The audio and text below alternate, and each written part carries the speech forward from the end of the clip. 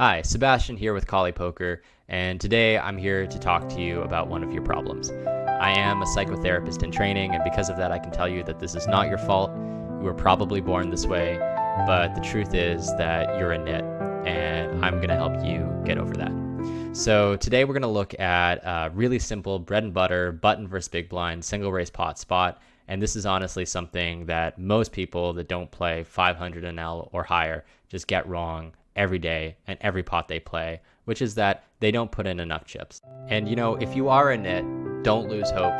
We're going to get through this together. You're not alone. There are people just like you. We're going to fix it. So here we go. Let's take a look. So we have a really bread and butter spot here. We have a button open and a big blind call in a single raise pot, and we get king 10 for two-tone flop. You're going to encounter spots like this all the time, and we're going to keep things simple and just either play a 33% bet or check. So we bet small, and the out-of-position player calls. Now we're going to get the turn of 4 of spades.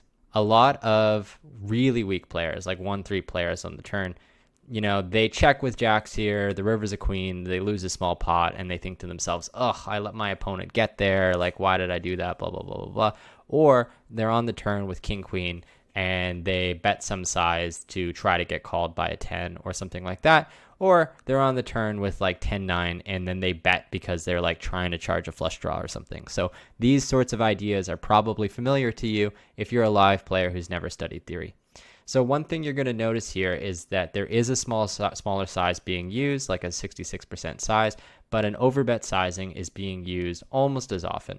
And one really important idea to understand is that it's not just about the frequency that you bet. It's about something called chip volume. Chip volume just meaning the average number of chips that go into the pot. So the amount of chips you put in times the frequency that you put those chips in.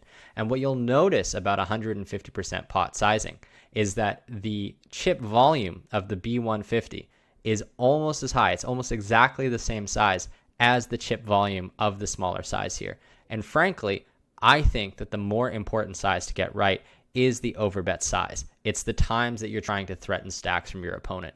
And so you'll see here that hands like king queen are betting small and betting big. Hands like aces are betting small and betting big. Hands like king jack are betting small and betting big, although king jack is a bit more on the small side. And hands like king 10 are betting big most of the time. Now, you could have two sizes here, but one thing is definitely true, which is that if you're always going to check a marginal hand like jacks here, and you're always going to check a marginal hand like ace 10 here, then you have absolutely no excuse for betting small with your good hands. You are just making the game way too easy for your opponent. The only reason hands like king queen size down is so that your smaller sizing with thin hands remains relatively uncapped.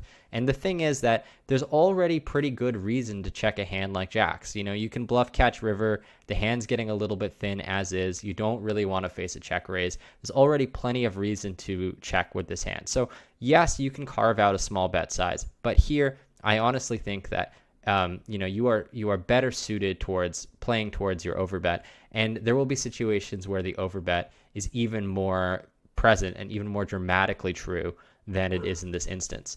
And I know what you're thinking because you are a nit. And so what you're saying is, but when I bet this size with aces, I only ever get called by a 4, and it's so unlucky, blah, blah, blah. The game is rigged. He's got 4-3 suited, and I lose on the river. And why did I bet so big with aces? Okay, if he's only ever calling you with a 4, or if you overbet king queen, and he's only ever calling with king 10, guess what happens?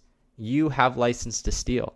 You are allowed to overbet with every single one of your bluffs and absolutely print because he's only ever calling with the nuts. So if you are doing this thing where you're sizing down with value because you don't think you're getting called enough, but then you're not sizing up with bluffs, then your story doesn't make any sense. You're not being coherent. And really the only reason you're sizing down is because piling in chips is really scary. It's scary with bluffs, and it's scary when you have a hand that is not always the best hand. So here we're going to use 150% size. Okay, I've changed the board slightly with some movie magic, but you can see that it's pretty close to the same board we were just looking at. So now you might be saying to me, Sebastian, I'm so offended. You keep calling me a nit. I'm not a nit at all. I totally know how to overbet on brick turns, and I'm Tom Dwan or even cooler and tougher than that and whatever. Great. Okay, awesome. Let me ask you this. if the river bricks out, what size are you betting? I'm guessing that if you look through your database, you are going to see a lot of pot, a lot of B66, maybe even some B50, and you're going to be seeing that with hands basically weaker than a boat most of the time, maybe weaker than trips most of the time. But what you're actually going to see on this river is that you have the option of jamming with a bunch of strong one pair hands. Now, it might not be happening at a very high frequency in the solver, but it's certainly happening at a frequency. And so you can see here, certainly trips is strong enough to jam, and a lot of you would find that, but also stuff like aces is strong enough to jam here on the river. And this is really significant because all in, again, is a much higher chip volume production than something like pot. You might also say, well, yeah, it's kind of thin to jam aces here, so I don't really want to do that. But you also have to ask yourself, when you bet pot, how are you getting the EV back? And one of the ways you're getting the EV back is from your opponents finding bluff. So if your hand is strong enough to bet for a large size, often the correct play is to do that. If you only bet pot and your opponent is not going to raise with worse hands, then you're just not putting in the amount of money that your hand wants to. So if you only ever bet pot here 52% of the time, you're simply not putting in enough trips. You're not doing it enough with trips. And even here, something like king queen, you can see a shred of king queen is willing to jam. That means the EV of jam with king queen is the same as of the EV in pot. It's very difficult for your opponent to have trips. It's basically impossible for your opponent to have a boat. You might get cooler by king 10 some of the time, but you block that. Force your opponent to make some difficult calls with, hands like a 10. And if they're not willing to do that, then you get to bluff the shit out of them. So, this is just kind of where good poker comes from. It comes from putting maximum pressure on your opponent anytime you have range advantage. Now, you might be saying, oh, Sebastian, I have that totally down. Okay, I'm never going to bet small again. There are situations where you should size down. On this particular turn, for example, sizing down is really, really common. You can see that an overbet is happening only 5% of the time, and 66% pot is happening a lot of the time. Why is this the case? Well, this is the case because unlike on the 4, which was a relatively bricky turn, in this particular spot, both players have improved to lots and lots of flushes. And so if you start overbetting here, your opponent has lots of natural defense with the top of their range because now we both share the top of range. Big blind is 3-betting around hands like aces and kings and pocket 10s and king queen. And so we have those hands as the button and big blind doesn't. And so when those hands are the relative nuts, we get to pile in.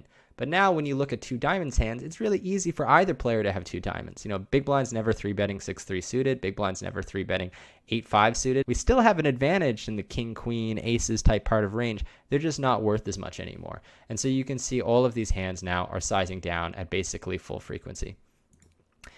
Now, you might be saying, okay, Sebastian, I know how to play flush closing turns, and I know how to play overbets and brick turns, and I have this game totally locked up and blah, blah, blah, blah, blah.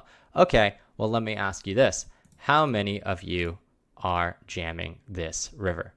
And what you're going to see here is that on the flush closing river, we get to play a whole bunch of jams. While Deep Solver is calculating, I'm going to take this opportunity to talk a little bit about this product. Something just came across my desk, John. It is perhaps the best thing I've seen in the last 6 months. There's basically no way around it at this point. If you want to be one of the best players in your local card room, then you need to become familiar with solvers. Deep Solver lets you customize your own sims in seconds using cloud-based computing with no fancy hardware or software, and it comes in at 1/3 of the price of leading competitors. So use code Collie40 at checkout for 40% off. That is code Collie40 at checkout for 40% off.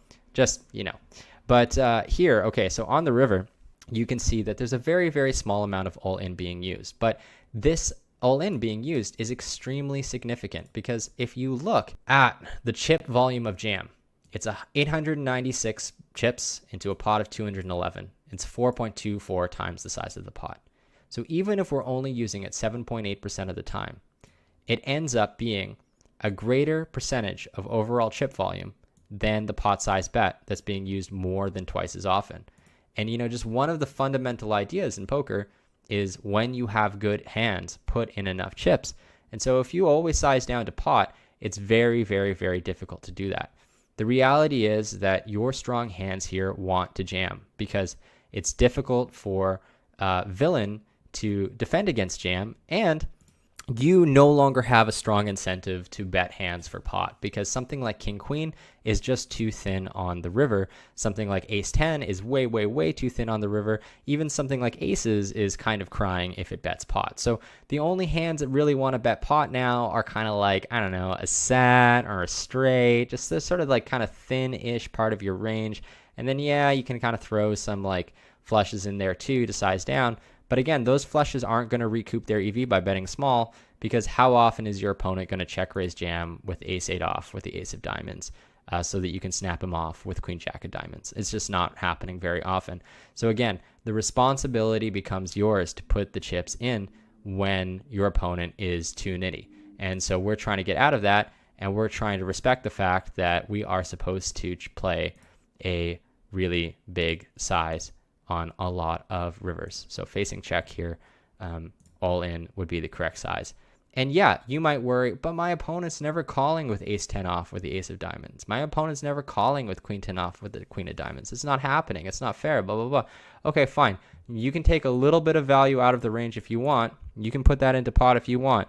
But if I catch you doing that and not bluffing more, then you're not making any sense. You are just playing too nitty. If you think your opponent's overfolding to a size, then you add more bluffs to the size.